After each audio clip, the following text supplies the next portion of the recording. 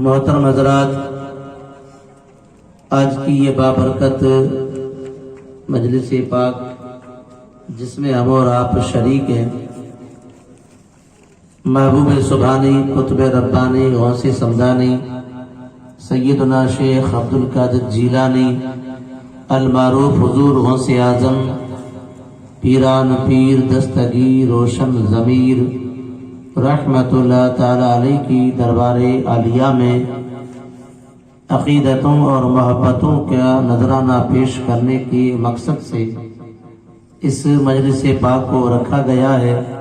اللہ کریم ہمارے اس تحفے کو، ہماری اس کاوش کو، محنت کو، ہماری حاضری کو اپنی بارگاہ میں قبول فرمائے۔ تمام حاضرین کو سرکار غوث اعظم علیہ رحمت و رضوان کے مقدس فیضان سے مالا مال فرمائے۔ اللہ تبارک و تعالی پیران پیر دستگیر روشن ضمیر رحمت اللہ تعالی علیہ کے صدقے میں ہم تمام حاضرین کو ہدایت کی روشنی میں زندگی جینے کی توفیق عطا فرمائے۔ اللہ پاک ہماری زندگی میں جہالت کے اندھیرے کو ختم فرمائے، علم دین کا اجالا عطا فرمائے۔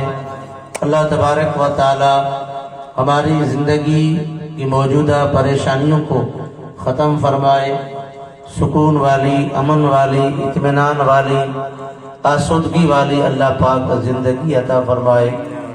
رب قدیر ہمیں اور آپ کو کہنے سننے سے کہیں زیادہ عمل کرنے کی توفیق عطا فرمائے۔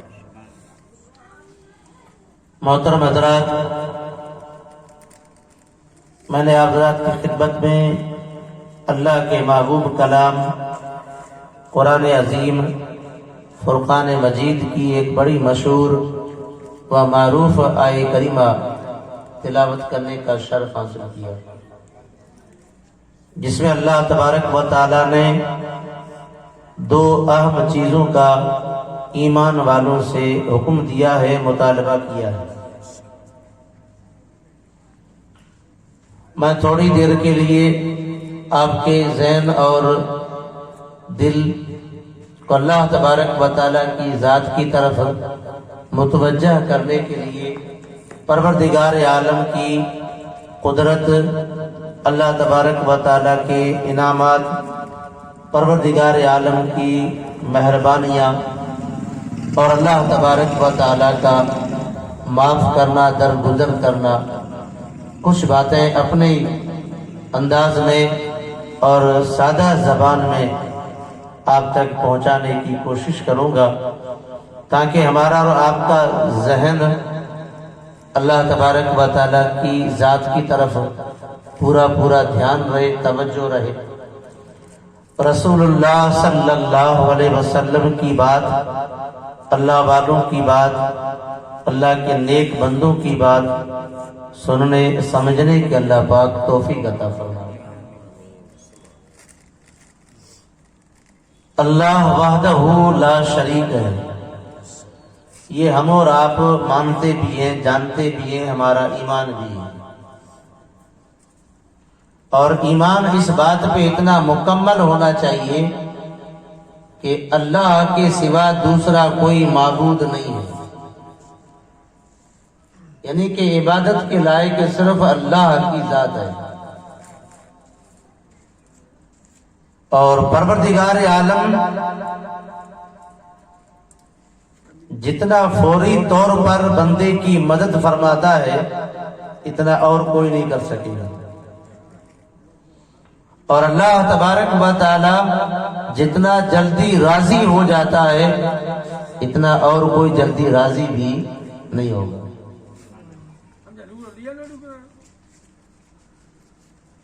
کئی دشکوں تک اگر بندے نے اللہ کو ناراض کیا ہو، 50 سال تک، 60 سال تک، 70 سال تک اس نے اللہ کی نافرمانی میں زندگی گزاری ہو، رب کو ناراض کیا ہو، لیکن جب وہ بندہ سچے دل سے توبہ کر کے اللہ کی بارگاہ میں جب آنسو بہاتا ہے تو مولا تبارک و تعالی اس کے آنسو تو بعد میں گریں گے، پہلے اس کے اللہ پاک توبہ کو قبول فرما دیتا ہے۔ تو جتنا جلدی اللہ تبارک و تعالی راضی ہوتا ہے، معاف کرتا ہے، اتنا کوئی نہیں کرے گا۔ اور جتنا اللہ تبارک و تعالی دے رہا ہے، جو دیا ہے، اتنا کوئی دنیا کا انسان دے بھی نہیں سکے گا۔ نعمتوں کا اگر ہم اور آپ ذکر کریں تو ان گنت اور بے شمار ہیں۔ میں صرف آپ کی خدمت میں ہمارے اور آپ کے جسم کے متعلق چند باتیں بتانے کی کوشش کروں گا، اس ارادے اور نیت کے ساتھ کہ اللہ پاک ہمیں اور آپ کو سمجھنے کی توفیق دے۔ رب نے ہمیں اور آپ کو جسم عطا فرمایا، اس جسم کے اندر اللہ تبارک و تعالیٰ نے ایک نئی اتنی کئی ساری رگیں رکھی ہیں، نسیں ہیں، اور ان رگوں کو اگر ملا کر کے لمبایا جائے اور اس کو پھیلایا جائے تو بزرگان دین فرماتے ہیں کہ ساری دنیا گھوم کر کے آ جائیں گے، اتنی ایک انسان کے جسم میں اللہ پاک نے رگیں رکھی ہیں۔ آپ اندازہ کریں کتنی ساری رگیں ہوگی اور دنیا کتنی بڑی ہے۔ اور پروردگار عالم نے دماغ میں سوچنے اور سمجھنے کی جو صلاحیت دی ہے، یہ بھی اللہ تبارک و تعالیٰ کی ایک نعمت۔ اور اللہ تبارک و تعالیٰ نے دو آنکھیں دی، اور ان دو آنکھوں کے اندر جو پردے رکھے ہیں، اور پردوں کے بیچ میں بالکل آنکھوں کے بیچ میں جو دیکھنے کی صلاحیت کا ایک جو موتی رکھا ہے، اس کا اندازہ ہم اور آپ نہیں کر سکتے ہیں۔ ہے تو بہت چھوٹا سا، ایک بندی کے برابر، لیکن بہت دور تک دیکھتا ہے۔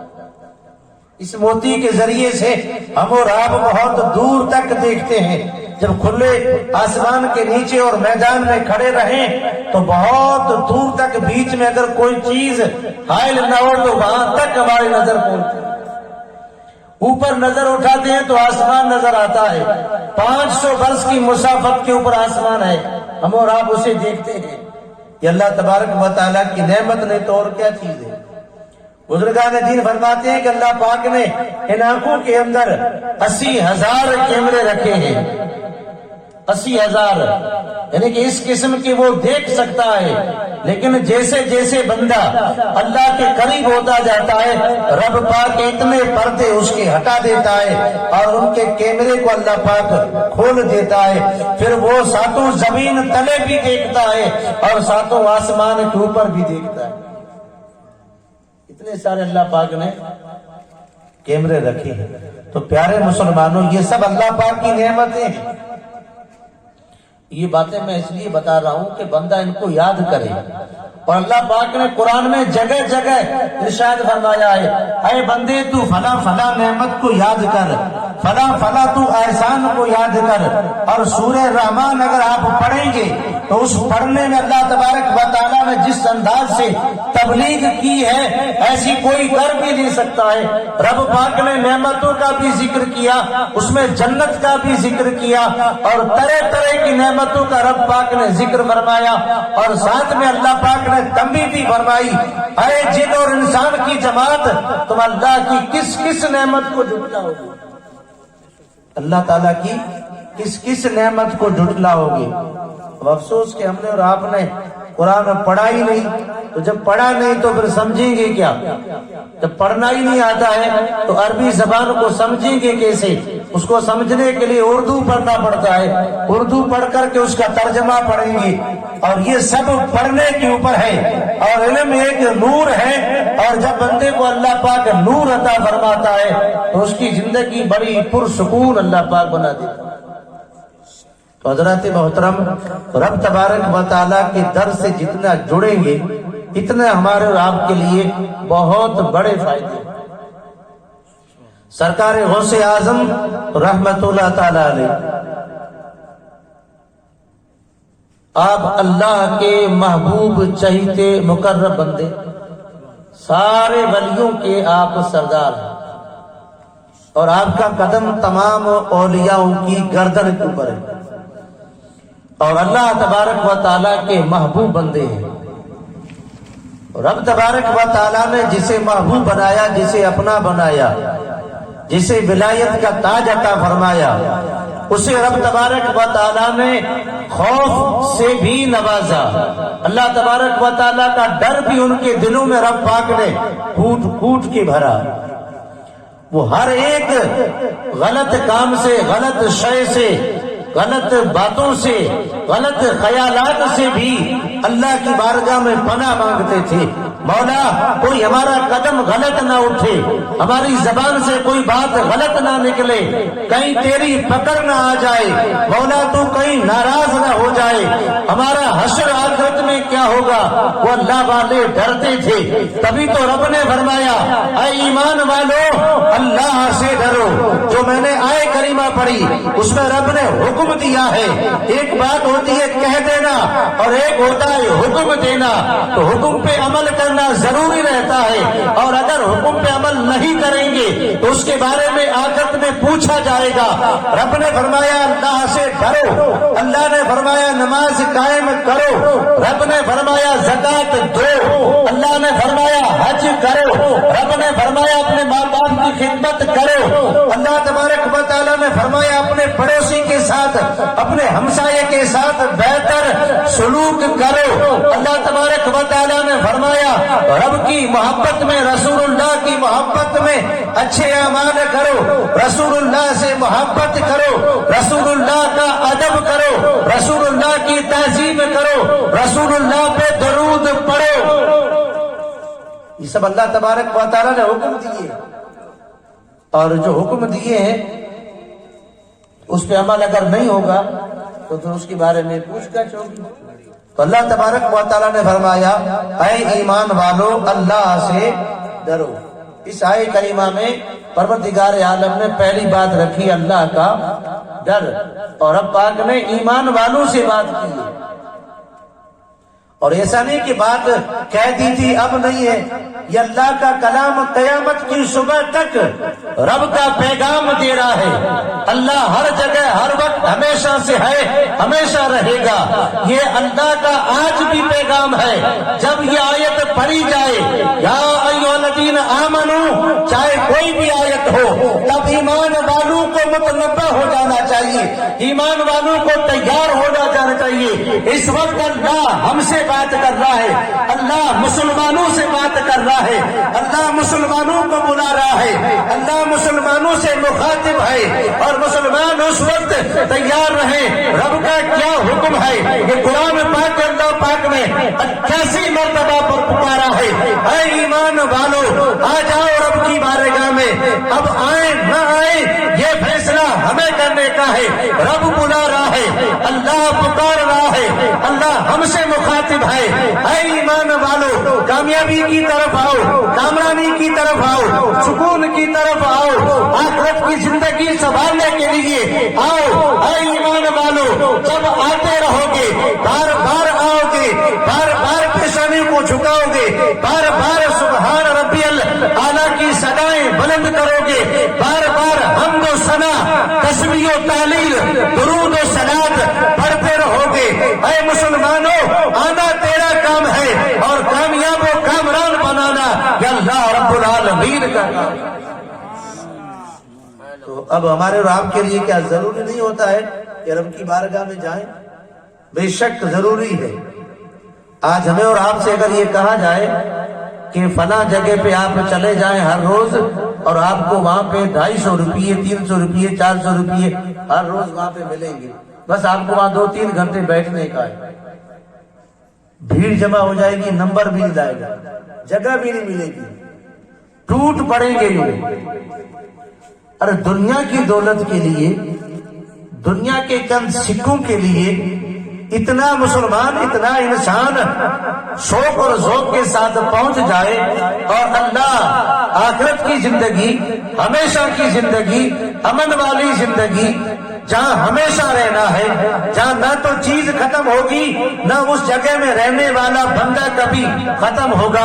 ختم تو بہت دور کی بات ہے، اسے کسی قسم کی کوئی تکلیف نہیں ہوگی، اسے کوئی رنج و غم نہیں ہوگا، اسے کوئی بیماری نہیں لگے گی، اسے کسی چیز کی ضرورت بھی محسوس نہیں ہوگی، اور اسے پہننے کے لیے لباس ایک نہیں دو نہیں ان گنت اور ایک ایک لباس لاکھوں کروڑوں کی قیمت کا رب پاک عطا فرمائے گا۔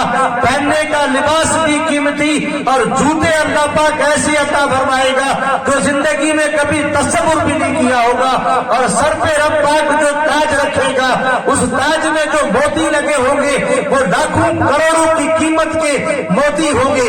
ایسی جگہ کی کامیابی کے لیے اللہ بلا رہا ہے جو شہنشاہ بھی ہے اور ہمیشہ کا بادشاہ ہے، ہر شے پہ قادر ہے، اس کی قدرت کا اندازہ انسان نہیں لگا سکتا ہے۔ رب بلا رہا ہے ایسی جگہ دینے کے لیے، اللہ بلا رہا ہے سکون دینے کے لیے، رب پکار رہا ہے اطمینان تجھے میرے در سے ملے گا، سکون تجھے اللہ کے در سے ملے گا، جہاں سے تجھے جنت بھی ملے گی اور جہاں سے تجھے باغات بھی ملیں گے، جہاں سے تجھے بہترین سواریاں بھی ملیں گی، اور تیرے کھانے کے لیے کوئی شے کی کمی نہیں ہوگی۔ اے مسلمان تو آ جا، آنا تیرا کام ہے، اور نعمتیں اور انعام آخرت کا جہاں ہمیشہ رہنا ہے اس میں رب فرما رہا ہے کسی شے کی کوئی تو پیارے مسلمانوں جہاں ہمیشہ رہنا ہے اس کے لیے فکر ہونی چاہیے۔ اللہ نے فرمایا اے ایمان والو اللہ سے ڈرو۔ رب جانتا ہے کہ میرا بندہ جب ڈرے گا تو ہی گناہ سے بچ سکتا ہے، ورنہ نہیں بچے گا۔ اور آج جو حالات ہیں ڈر اللہ تبارک و تعالیٰ کا قریب قریب نکل چکا ہے، اور جب نکل چکا تو حالت کیا بنی؟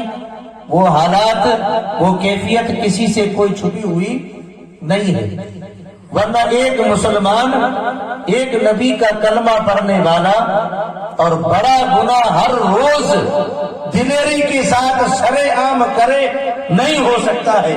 رب کا اگر ڈر ہوتا تو بڑا گناہ سرے عام وہ بھی ہر روز کر رہا ہو، یہ ڈر نہ ہونے کی وجہ سے ہے۔ اگر ڈر ہوتا رب کا تو بندہ ایک بار کبھی بھول سے گناہ تو ہو سکتا ہے، انسان خطا کا پتلا ہے، لیکن بار بار اور زندگی میں کئی بار ایسے گناہ کرتے رہنا جو بڑا گناہ جس پہ پکڑ ہونا ضروری ہے، اگر رب معاف نہیں کرے تو پکڑ ہوگی، اور ایسے بڑے گناہ وہ ہر روز کر رہا ہے۔ غیبت بڑا گناہ مسلمان ہر روز کر رہا ہے، چغلی بڑا گناہ مسلمان ہر روز کر رہا ہے، دھوکہ بڑا گناہ مسلمان ہر روز کر رہا ہے، جھوٹ بولنا بڑا گناہ مسلمان ہر روز کر رہا ہے، بد نگاہی بڑا گناہ مسلمان ہر روز کر رہا ہے، حسد کرنا بڑا گناہ مسلمان ہر روز کر رہا ہے، اور امانت میں خیانت بڑا گناہ مسلمان ہر روز کر رہا ہے، نماز چھوڑنا بڑا گناہ مسلمان ہر روز چھوڑ رہا ہے، ماں باپ کو ستانا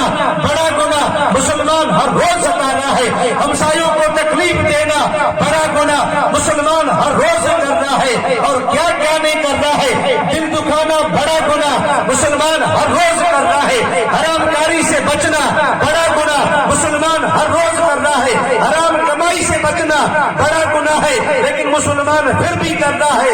اے مسلمان یہ کیا کر رہا ہے؟ یہ رب کا ڈر نکل گیا ہے، اسی کے سبب تو یہ ہو رہا ہے۔ اگر ڈر ہوتا تو روزانہ گناہ نہیں کرتا، کبھی کبھار ہو جاتا رب کی بارگاہ میں آتا، ساری رات روتا، آنسو بہاتا، مولا مجھ سے خطا ہو گئی، جان بوجھ کے نہیں کیا، انجانے میں ہو گیا۔ آج کا مسلمان دلیر بن گیا ہے، اور خاص کر کے تو آج ہماری ینگسٹر نوجوان طبقے کے دماغ میں نہ جانے کیا فطور بھرے ہیں، اللہ رحم کرے، نہ تو انہیں کوئی بات پلے پڑتی ہے، نہ کسی کی بات سنتے ہیں، اور نہ کسی حدیث میں قرآن، نہ اللہ والوں کی، نہ رسول اللہ کی، نہ کسی کتاب یا مقرر کی کوئی تقریر اثر کرتی ہے۔ وہ اپنی زندگی مرضی کے ساتھ جیے جا رہا ہے، انٹرنیٹ کا دل تالا بن کر کے اپنی آخرت کو برباد کر رہا ہے، اپنی ہمیشہ کی زندگی کو برباد کیے جا رہا ہے۔ اے مسلمان نوجوان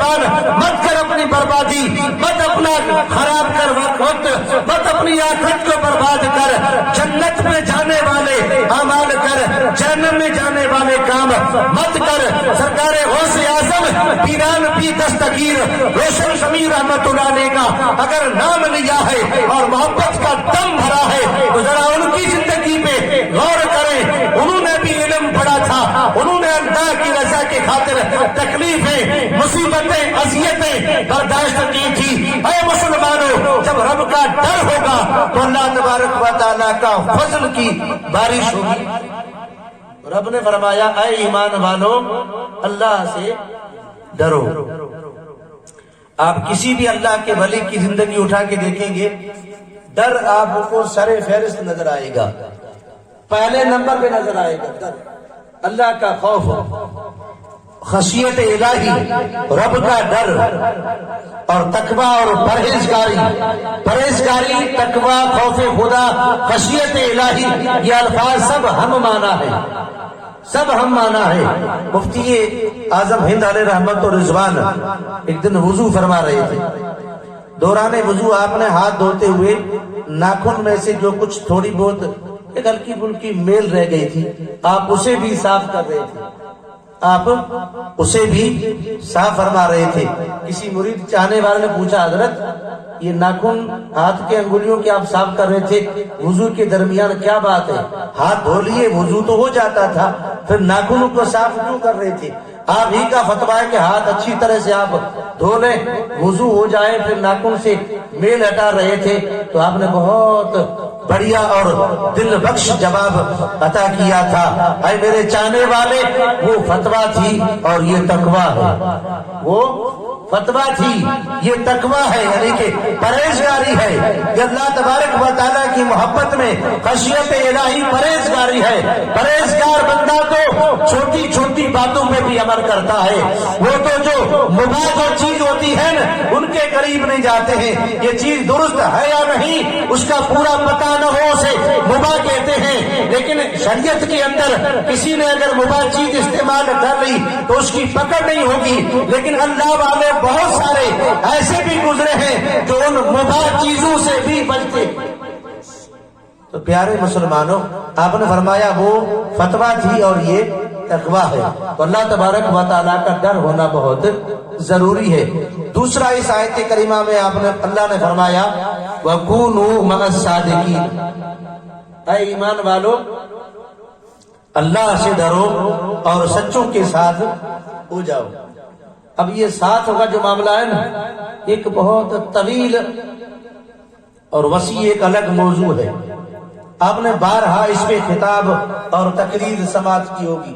سچوں کے ساتھ ہو جاؤ، سچوں کے ساتھ ہو جانے کا مطلب یہ نہیں ہے کہ مزار پاک پہ اللہ والے کے دربار میں گئے، چادر چڑھا دی، پھول چڑھا دی، صلاۃ و سلام پڑھ لیا، نیاز کر لی، منت چڑھا لی، کھا لیا، اللہ والوں کے ساتھ ہو گئے، نہیں، یہ سب کام مستحب تھے، یہ سب کام مستحب ہے، کر لیے اللہ پاک ثواب دے گا، نہیں بھی کیا تو اللہ پاک پکڑ نہیں کرے گا، یہ کام مستحب ہے، اگر نہیں کیے تو رب پاک پکڑ نہیں فرمائے گا۔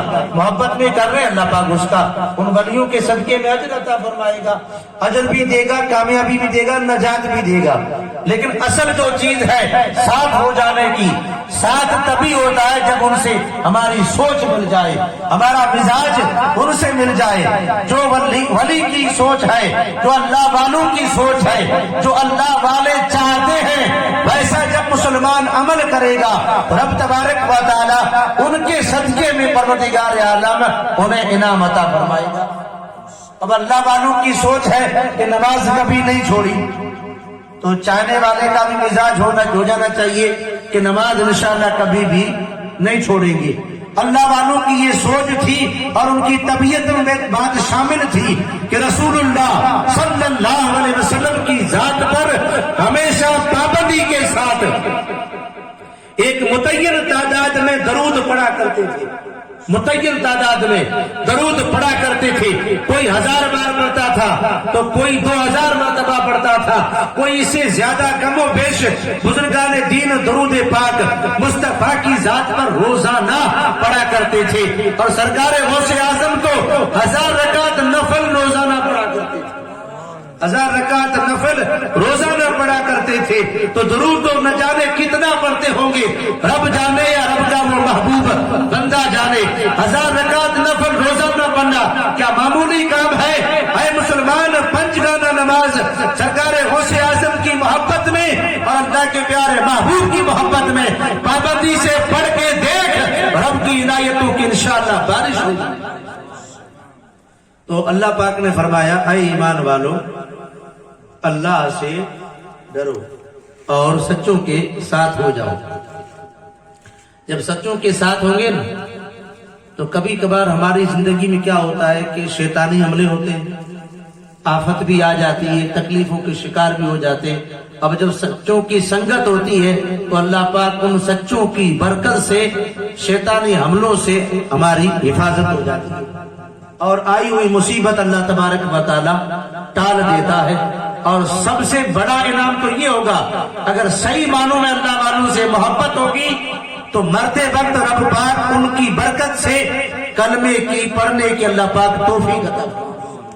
ये सबसे बड़ी नेमत है, सबसे बड़ी नेमत है। मरते वक्त जिसको कलमा नसीब हो गया वो सीधा जन्नत में जाएगा। तो प्यारे मुसलमानों, अल्लाह वालों की संगत इख्तियार करनी है तो उनकी पाकीज़ा सोच से हमें और आपको सोच मिलानी पड़ेगी और उनके नक्शे कदम पे थोड़ा बहुत चलने की जरूर कोशिश करनी पड़ेगी।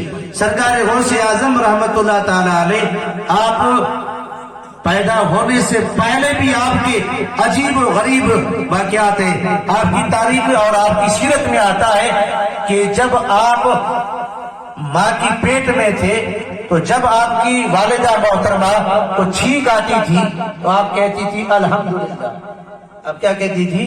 अल्हम्दुलिल्लाह। तो सरकार गौसे आजम माँ के पेट के अंदर जवाब देते थे, यरहमुकल्लाह, अल्लाह तुझ पे रहम फरमाए। अंदाजा फरमाइए उस मुकद्दस हस्ती का मकाम और मर्तबा हम और आप क्या जाने। अभी पैदा भी नहीं हुए, रब तबारक व तआला का बंदा, माँ कह रही है अल्हम्दुलिल्लाह, पेट में बच्चा कह रहा है यरहमुकल्लाह। प्यारे मुसलमानों, जब आप पैदा हुए थे तो अल्लाह तबारक व तआला ने आपको बड़ा नवाजा। आपकी ये मशहूर करामत है कि पहले रमजान को आप पैदा हुए थे और सहरी के वक्त दूध पीते थे और इफ्तार के वक्त दूध पीते थे, इसके अलावा दिन में कभी माँ का दूध नहीं पीते थे। क्या ये मामूली काम है? ये बहुत बड़ा काम है। ये अल्लाह तबारक व तआला का फजल है। आप फरमाते हैं कि रब पाक ने मुझे बहुत बड़े फजल से नवाजा, बड़े मर्तबे और बड़े मकाम से नवाजा। फजल एक लफ्ज हम बोलते हैं, लेकिन इसके दीप में जब जाएंगे, इसकी गहराइयां में जाएंगे तो बहुत बड़ी माना निकल के आती है, बहुत बड़ी माना निकल के आती है। और अल्लाह तबारक व तआला का इनाम तो देखें कि आपकी बरकत से जिस दिन आप पैदा हुए उस दिन आपके शहर के अंदर 1100 बच्चे उसी शहर में पैदा हुए और सब लड़के थे, सब लड़के थे। और अल्लाह तबारक व तआला ने सैयदना शेख अब्दुल कादिर जीलानी की बरकत से और आपकी विलादत के सदके में उन तमाम 1100 लड़कों को अल्लाह पाक ने विलायत का ताज अता फरमाया। प्यारे मुसलमानों, जो उस रात पैदा हुए रब ने उन्हें वली बना दिया, तो हम कम से कम उनकी बातों पे अमल करेंगे तो वली तो अगर बने या ना बने पर जन्नती जरूर बन सकते हैं, जन्नती जरूर बन सकते हैं। क्योंकि जब सच्ची गौसे आजम की मोहब्बत होगी तो सरकार गौसे आजम अपने चाहने वालों की बख्शिश करा करके उसे जन्नत में ले जाएंगे। ऐ मुसलमानों, अगर जन्नत की ख्वाहिश या तलब है तो सरकार गौसे आजम की मुकद्दस सीरत पे अमल करें। करामतें तो दुनिया के लिए थी, जो नहीं मानते उनके लिए है, मानने वालों के लिए सीरत है। सीरत पे अमल करें। सरकार गौसे आजम की बरकत से रब दुनिया की जिंदगी संवारेगा और अल्लाह पाक आखिरत भी संवार देगा। सरकार गौसे आजम के इल्म दीन हासिल करने का जो वक्त था وہ وقت اتنا کٹھن اور مشکل اور اتنا دشوار تھا. آپ فرماتے ہیں کہ جو تکلیفیں اور جو دقتیں مجھ پہ آئی اگر کسی پہاڑ پہ آتی تو وہ پہاڑ بکھر جاتا. اتنی ساری تکلیفیں مجھے آئی. فرماتے ہیں کہ پڑھائی کے درمیان چیزیں کھانے کو نصیب نہیں ہوتی, کھانے کی چیزیں نصیب نہیں ہوتی تھی, کبھی کبھار ملتی تھی کبھی نہیں ملتی تھی. آپ فرماتے ہیں کہ میں جنگلوں میں چلا جاتا تھا اور جنگلوں میں جا کر کے درختوں کے پتے اور درختوں کے چھلکے کھایا کرتے. یہ آپ کے علم دین حاصل کرنے کے دور کی بات کر رہا ہوں. یہ باتیں میں اس لیے بتا رہا ہوں کہ آج کا مسلمان علم دین کی اہمیت بالکل نہیں دے رہا ہے, بالکل بھی نہیں, 0%. نہ تو سیکھنے کی چاہت ہے, نہ لگن, نہ چھوٹوں میں, نہ جوانوں میں, نہ بوڑھوں میں. بوڑھوں کے پاس تو ایک مجبوری اور ایک سبب بن گیا کہ اب ہم بوڑھے ہو گئے, بزرگ ہو گئے, ہمارا دماغ کمزور ہو گیا, زبان بھی ٹھیک سے نہیں چل رہی ہے, اب ہم نہ تو یاد کر سکتے ہیں نہ سیکھ سکتے ہیں, کچھ بھی نہیں کر سکتے ہیں. ایک بہانہ بن گیا. اے مسلمان, یہ یہاں چلے گا بہانہ, وہاں نہیں چلے گا. اور اسے سمجھنے کے لیے ایک چھوٹی مثال دے دوں. آج بوڑھے بھی, نوجوان بھی, 60-70 سالہ مسلمان بھی یہ موبائل چلاتے ہیں جو انگلی کے اشارے سے چلتا ہے, اسے چلاتے بھی ہیں. اس میں زبان انگریزی بھی ہے, گجراتی بھی ہے, اور زبانیں بھی ہیں, اور وہ بندہ پڑھا ہوا نہیں ہے, بالکل انگوٹھا چھاپ ہے, پھر بھی اس موبائل کو چلاتا ہے. فنکشن کو بھی جانتا ہے, کال کرنا جانتا ہے, کال اٹھانا جانتا ہے, واٹس ایپ, فیس بک اور بھی طرح طرح کی نہ جانے کتنی چیزیں ہیں اسے چلانا جانتا ہے. عمر اس کی 50 سے اوپر ہے, 60-70 سالہ ہے, موبائل کو اچھے انداز میں چلا رہا ہے, چیزیں ایک جگہ سے دوسری جگہ وہ شیئر بھی کر رہا ہے. اے مسلمان, تو نے یہ چلانا جان لیا, فنکشن کا نام بھی یاد رکھا, کیسے کھلتا ہے اسے بھی یاد رکھا, اور اس کے اندر نہ جانے طرح طرح کے کتنے اسباب ہیں, سب تو نے سیکھ لیے, پر وہ نہیں سیکھا جو ضروری تھا, وہ نہیں پڑھا جو ضروری تھا. اس کو پڑھنا چاہیے جس کے ذریعے سے روح میں تسکین حاصل ہوتی ہے, آنکھوں میں نور پیدا ہوتا ہے, زبان میں تاثیر پیدا ہوتی ہے, دل میں رب پاک سکون نازل فرماتا ہے, زندگی میں برکتیں ملتی ہے, آخرت میں اللہ پاک نور عطا فرمائے گا. اسی کا نام ہے علم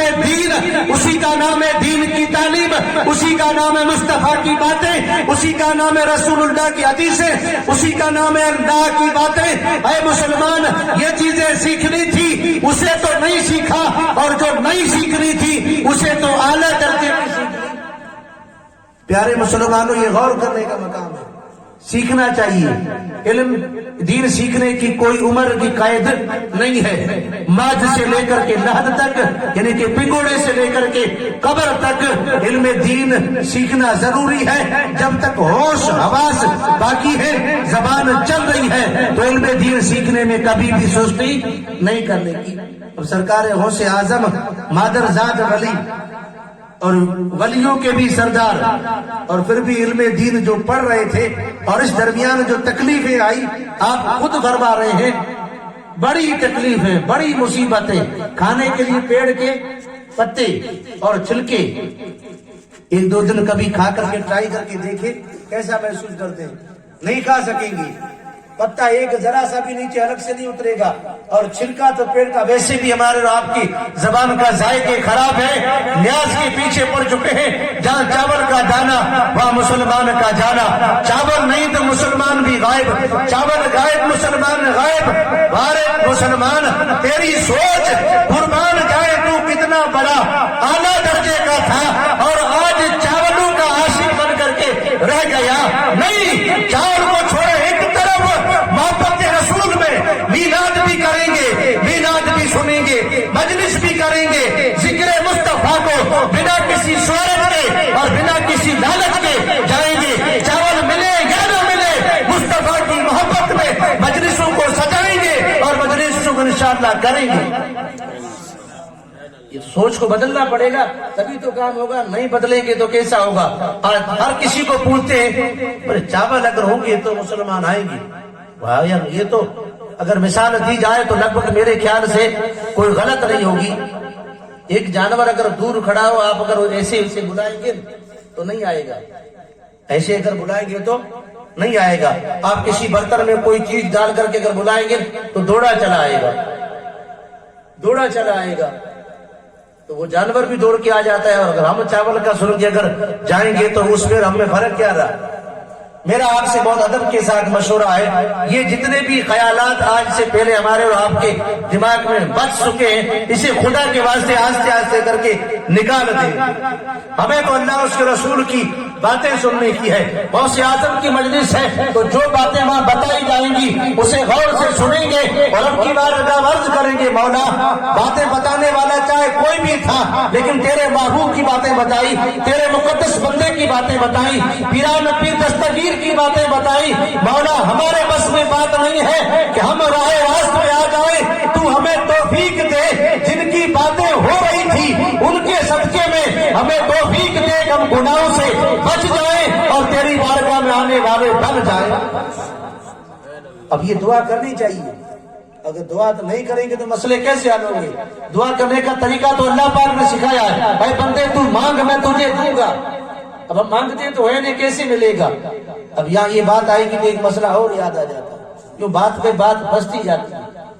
مسئلہ یہ ہے کہ جب دعا کی جاتی ہے نا, یہ ایک بہت بڑا اہم معاملہ ہے اور یہ ایک بہت بڑا کام ہے. دعا عبادت کا مغز ہے اور مصیبت ٹالنے کا بہترین ہتھیار ہے. اور دعا کیسی اور کس وقت قبول ہوگی تو دل جمعی کے ساتھ اور پوری توجہ اور دھیان کے ساتھ رب کی بارگاہ مانگا جائے. اب دعا کرتے مسلمان دیکھتے, کوئی ادھر دکھتا ہے کوئی ادھر دکھتا ہے, دعا تو کر رہا ہے, کوئی ادھر دکھ رہا ہے, کوئی انگلیوں کو چٹکا رہا ہے, کوئی کیا کر رہا ہے, کوئی بدن سے کھیل رہا ہے, کوئی کپڑے سے کھیل رہا ہے, کوئی یوں ہی چپ چاپ بیٹھا ہے. ایسے دعا مانگی جاتی ہے؟ دعا کا طریقہ ہے یہ آداب دعا میں سے نہیں ہے.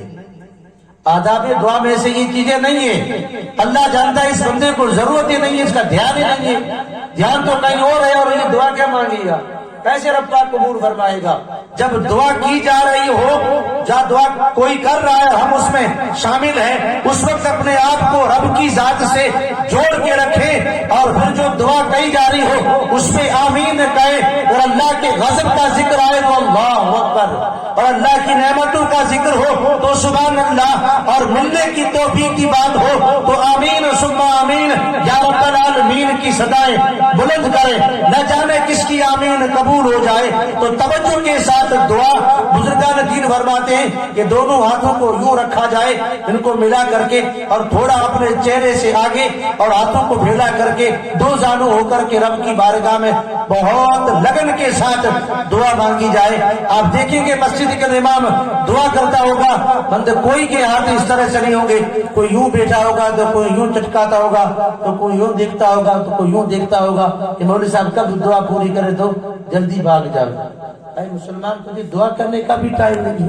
پیارے مسلمانوں, رب کی بارگاہ میں دعا اچھے انداز میں کریں تو پروردگار عالم بندوں کو اس دعاؤں کو قبول فرماتا ہے. تو مشکلات ایک کے صدقے میں سب کی اللہ پاک حل فرما دیتا ہے. تو پیران بھی دستگیر روشن ضمیر فرماتے ہیں, پڑھائی کے دوران کا جو زندگی کا سفر تھا یہ تو چھوٹا موٹا نہیں تھا. کئی سال تک آپ نے علم دین حاصل کیا اور اس میں یوں بھوک اور پیاس اور تکلیف, کھانے کو نہ ملے. اور آپ فرماتے کبھی کبھار ایسا ہوتا ہے کہ جنگلوں میں میں اکیلا نہیں تھا, اور بھی ہمارے ساتھی اس طرح کے بہت فقیر بیچارے نکل پڑتے تھے کھانے کے لیے, تو میں ان کو دیکھ کر کے یہ سوچ کر کے واپس مسجد چلا جاتا تھا کہ کہیں ایسا نہ ہو کہ ان کی حق تلفی نہ ہو جائے, کہیں ایسا نہ ہو کہ ان کی حق تلفی نہ ہو جائے. جو کوئی چیز انہیں نصیب ہو میں نے کھا لوں تاکہ حق تلفی نہ ہو. آپ پلٹ کر کے واپس مدرسے چلے جاتے تھے, کچھ ملا یا نہ ملا رب کا شکر ادا کرتے تھے.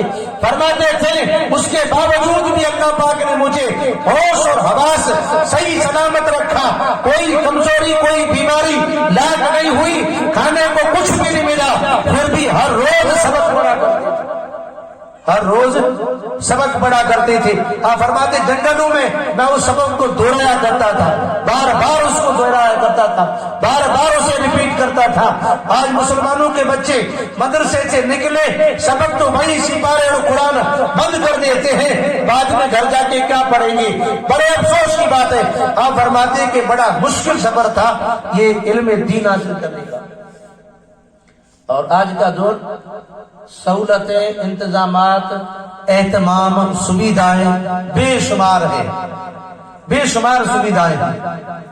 میں آخر میں آپ سے ایک گزارش بھی کروں گا انشاءاللہ، اس بیچ ایک واقعہ بیان کر کے ٹائم بھی ہونے جا رہا ہے، بات کو پورا کروں گا اور اس کے بعد ایک گزارش کروں گا، اگر آپ کے پلے پڑ جائے تو قبول کر لینے کا، اور نہیں پڑے تو پھر ہماری اور آپ کی بڑی بے بسی ہوگی، یہ بہت بڑی بد نصیبی ہوگی کہ ہم سے اور آپ سے یہ کام نہ ہو۔ ہم اور آپ سب ایک ہی ہیں، اللہ کرے کہ مل کر کے سب ایسے کام کرے جس سے رب بھی راضی اور رب کے رسول بھی راضی۔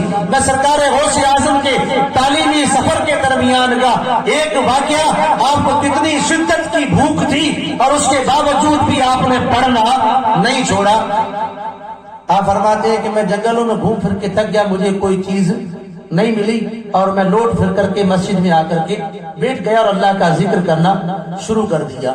سرکار غوث اعظم کی امی جان والدہ محترمہ نے گیلان سے ایک بندہ بغداد جا رہا تھا، اس کے ہاتھوں تاکہ یہ کچھ درہم ہے، میرا بیٹا عبد القادر کئی مہینوں سے، کئی سالوں سے وہاں پڑھ رہا ہے، آپ یہ پیسے جا کر کے انہیں اشرفیاں دے دینے کا، ہو سکتا ہے کہ ان کے پاس جو کچھ پہلے میں نے دیے تھے پیسے وہ ختم ہو چکے ہوں گے، آپ یہ اشرفیہ یا درہم دینار جو ہیں آپ انہیں عبد القادر کو پہنچا دینا۔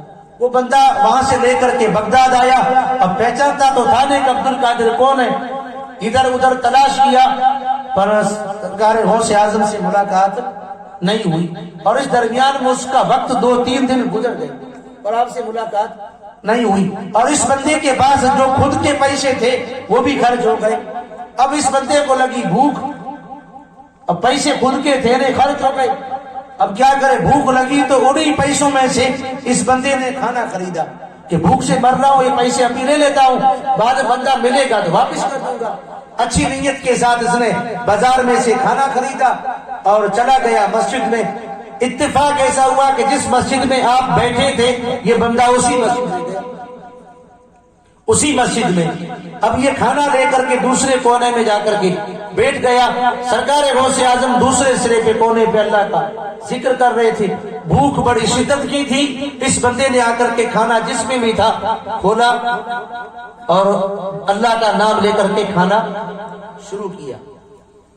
تو سرکار غوث اعظم کو بھوک تو بہت لگی تھی، ہمارے اور آپ جیسا کوئی ہوتا تو دوڑ کے پہنچ جائے، اللہ کے بندے میں بھی بھوکا ہوں ذرا مجھے بھی کھلا دے، لیکن آپ کہتے ہیں کہ ایسا تو کرنا ٹھیک نہیں ہے، کہ کیا پتا کہاں کا مسافر بیچارہ خود بھی بڑی مشکل سے لایا اور میں جا کر اوپر ٹپکوں، یہ چیز نہیں ہے۔ اور حدیث پاک کا مضمون ہے کہ کسی پہ بوجھ نہیں بننے کا، کسی پہ بوجھ نہیں بننے کا، بوجھ اٹھانے والا بنے پر بوجھ کسی پہ بن جائے ایسا کبھی بھی مت بننے کا۔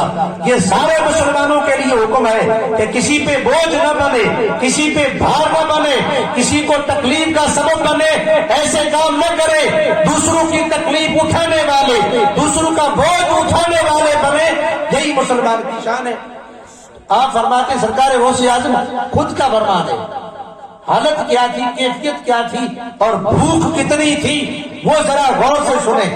آپ فرماتے ہیں کہ وہ مسافر وہاں سامنے بیٹھا ہوا لقمہ اٹھا کر کے اپنے منہ میں ڈالتا تھا، جب منہ کھلتا تھا لقمہ اٹھا کر کے، آپ فرماتے ہیں کہ مجھے اتنی بھوک تھی کہ میرا منہ بھی اپنے آپ کھل جاتا تھا، اللہ اکبر، اپنے آپ منہ میرا کھل جاتا تھا، وہ تو بندہ لقمہ ڈال کر کے چباتا تھا اور میرا منہ خالی بند ہو جاتا تھا، میں کس کو چباؤں، میرے منہ میں لقمہ نہیں تھا، وہ بار بار لقمہ اٹھاتا تھا، وہ تو کھانا چباتا تھا اور میں خالی منہ لے کر کے بیٹھا رہتا تھا۔ پیارے مسلمانوں، اتنے بڑے اعلیٰ مرتبے کے اگر اب کی بارگاہ میں عرض کرتے مولا کھانا بھیج دے تو یقیناً رب پاک اس کا اسباب بنا دیتا، لیکن آپ نے یہ نہیں کہا، یہ سب تعلیم ہے مسلمانوں کے لیے۔ اب جب اس بندے کی نظر پہنچی، اے اللہ کے بندے آپ بیٹھے ہیں، میں مسافر ہوں، آ جائیے ہم مل کر کے کھانا کھاتے، جب بلایا تو دعوت دی تو قبول کروا لی،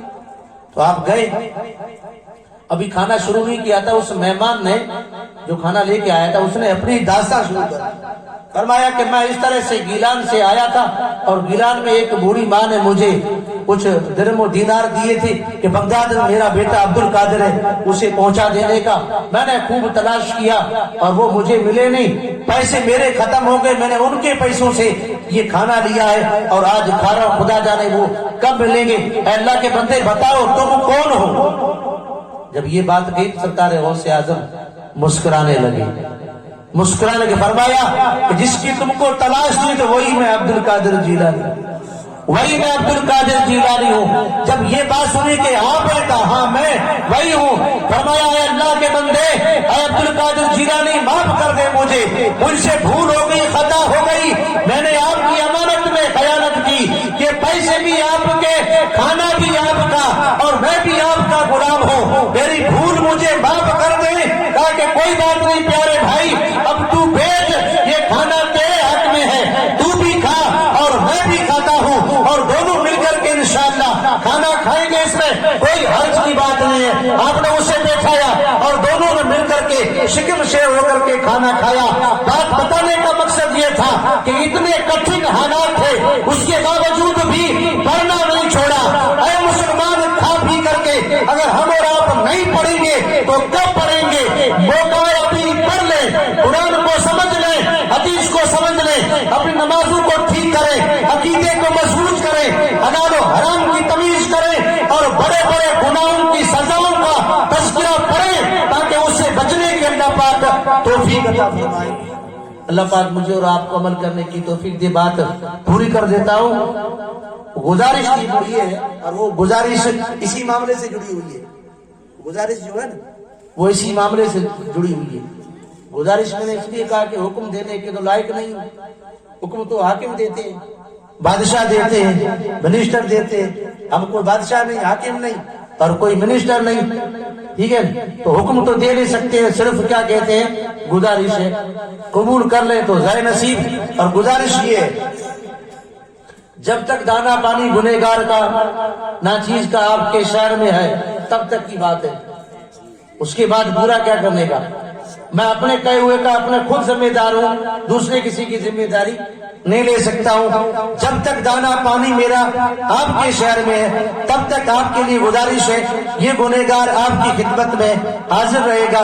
میرا آپ سے مشورہ ہے کہ آپ نوجوان بزرگ سب مل کر کے آپ عشاء کے بعد فجر کے بعد یہ 2 ٹائم ہے ہمارے پاس کیونکہ ظہر کے بعد بچوں کا مدرسہ ہے, صبح بچوں کا مدرسہ ہے اور دن میں ویسے بھی لوگوں کو ٹائم نہیں ملتا ہے. یا تو عشاء کے بعد یا فجر کے بعد اگر کوئی مسلمان پڑھنا چاہتا ہے ضروریات دین اور اس نیت کے ساتھ کہ اللہ پاک میری روح کو ٹھیک کرے, میری طبیعت کو ٹھیک کرے, میرے عقیدے کو ٹھیک کرے, میرے اللہ پاک گناہوں کو معاف فرمائے اور میں کچھ دین کی باتیں سیکھ لوں, اس ارادے کے ساتھ سیکھنے کی اگر چاہت اور تمنا ہے تو آپ سے گزارش ہے کہ 11ویں شریف کا مہینہ چل رہا ہے. رات کو جب پروگرام نہیں ہوگا اس رات میں آپ کی خدمت میں انشاءاللہ حاضر رہوں گا. عشاء کی نماز پڑھ کر کے فوراً آپ عشاء کی نماز مسجد میں پڑھیں اور وہاں کر کے بیٹھیں. جس کا جتنا جب تک جی چاہے تب تک بیٹھے اس کے لیے یہ فل فیسلٹی ہے. جی چاہے تو 15 منٹ بیٹھے, جی چاہے تو آدھا گھنٹہ بیٹھے, جی چاہے تو گھنٹہ بھر بیٹھے اور جی چاہے تو 2 گھنٹے بیٹھے. جب تک وہ بیٹھے رہیں گے انشاءاللہ تبارک و تعالی یہ گنہگار آپ کی خدمت میں حاضر رہے گا. میں رب پاک سے دعا کرتا ہوں مولا جو میں نے بات کہی ہے اس پہ مجھے عمل کرنے کی توفیق دے. کئی شیطانی حملوں کے شکار نہ ہو, کوئی ایسے اسباب یا اللہ پاک نہ بنے جس کی وجہ سے یہ کڑی ٹوٹ جائے. رب سے دعا میں بھی کروں گا اور آپ بھی کرنے کا. مجھے بڑا افسوس ہو رہا ہے کہ برسوں برس تک آپ کے شہر میں تقریریں, واعظ, نصیحت, خطاب اور نہ جانے کتنے بڑے بڑے زبردست جیت علماء کرام ہندوستان کے مشہور معروف جن کے نام کا ڈنکا بجتا ہے وہ سب آ کر کے چلے گئے اور میرے یہ نوجوان مسلمان بوڑھے بھاوے مسلمان یہی دور دین سے بالکل کوڑے اور خالی پھر رہے ہیں. ان کی زندگی میں پریشانیوں کے سوا اور کچھ بھی نہیں ہے. ایک پریشانی ختم ہوئی تو دوسری نے سر اٹھایا, دوسری ختم ہوئی تو تیسری نے سر اٹھایا, تیسری ختم ہوئی تو چوتھی نے سر اٹھایا. آپسی نفرتوں کے انبار لگے ہوئے ہیں. میں یہ چاہتا ہوں کہ جب تک میں رہوں اللہ کرے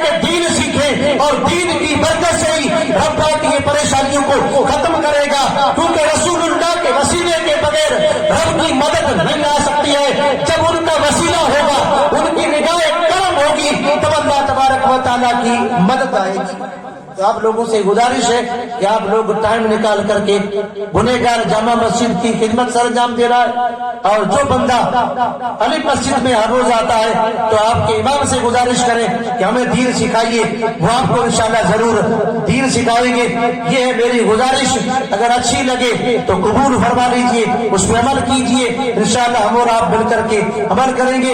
رب قدیر کی بارگاہ میں دعا ہے کہ پیران پیر دستگیر روشن ضمیر کے صدقے میں اور ان کے علم دین سیکھنے کے اس مقدس دور کے وسیلے سے، ان لمحات کے صدقے میں رب کا ہماری کاوشوں کو قبول فرمائے اور پورے شہر کے مسلمانوں کو علم دین سیکھنے، سمجھنے اور عمل کرنے کے اللہ پاک توفیق عطا فرمائے۔ وما علینا البلاغ وآخر